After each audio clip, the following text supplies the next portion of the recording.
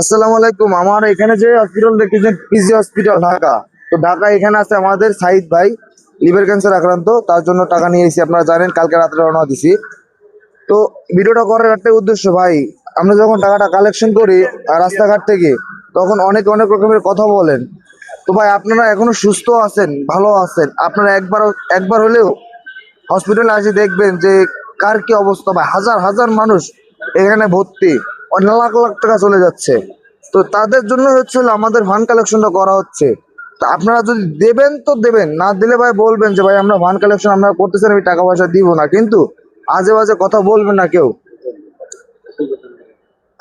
এরপরে একটা কথা ছিল, আমরা যে ফান্ড কালেকশন করতেছি সাইড ভাইয়ের জন্য, অনেকে বলেন যে ভাই আপনি যে চট্টগ্রাম থেকে ঢাকা আসলেন, তো ঢাকা আসে এই যে টাকা পয়সাগুলো, এই টাকা পয়সাগুলো কিতে করতেছেন? সাইড ভাইয়ের কাছ থেকে ফান্ড কালেকশন টাকা নিচ্ছেন না।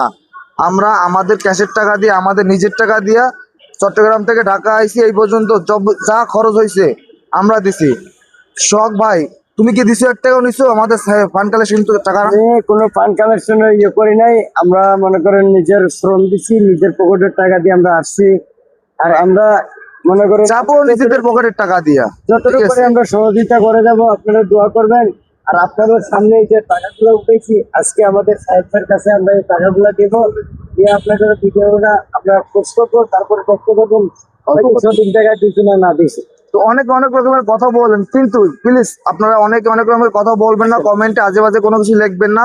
অনেক অনেক রকমের কমেন্টে আজে বাজে মানে প্রশ্ন লেখেন যে ভাই আপনি আমাদের এই টাকা দিয়ে যাচ্ছেন বা কিছু।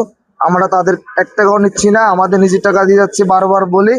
ঠিক আছে, সবাই ভালো থাকবেন। জাস্ট এতটুকু বলার চাইছিলাম, যারা টাকা কালেকশন করার সময় টাকা দেন নাই, আরো উল্টো আমাদের উপরে ঝাড়ি দিছেন, তো তারা একবার একটু আসবে, আসি দেখবেন আমাদের হসপিটালে যে এখানে কি অবস্থা, কত টাকা লাগতেছে। আপনারা এখনো ভালো আছেন তাই এরকম কথা বলতেছেন। যদি একজন আপনাদের ফ্যামিলির একজন তো অসুস্থ হইতো, তাহলে বুঝতেন যে ভাইয়া কত কষ্ট লাগে। তো ভালো থাকবেন, সুস্থ থাকবেন, আল্লাহ হাফেজ।